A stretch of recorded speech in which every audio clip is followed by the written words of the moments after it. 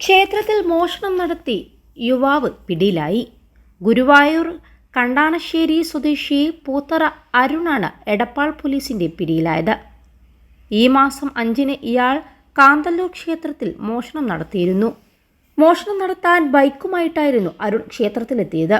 ഓട് പൊളിച്ച് അകത്തു കയറി 8000 രൂപ കവരുകയും ചെയ്തു. പണം കിട്ടിയതോടെ പുറത്തു നിർത്തിയിട്ടിരുന്ന ബൈക്കിനെ അരുൺ മറക്കുകയും നടന്നു പോവുകയും ചെയ്തു. തുടർന്ന് മോഷണ വിവരമറിഞ്ഞ ക്ഷേത്ര അധികൃതർ പോലീസിൽ പരാതിയും നൽകി.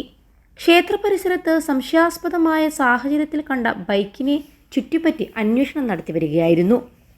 ഇതിനിടയിൽ തൻ്റെ ബൈക്ക് കാണാനില്ലെന്ന് കാണിച്ച് പരാതി നൽകാൻ അരുൺ സ്റ്റേഷനിലെത്തി. സംശയം തോന്നിയ പോലീസ് വിശദമായി ചോദ്യം ചെയ്തതോടെ പ്രതി കുറ്റം സമ്മതിക്കുകയായിരുന്നു. പിന്നീട് പോലീസ് ഇയാളുടെ അറസ്റ്റും രേഖപ്പെടുത്തി.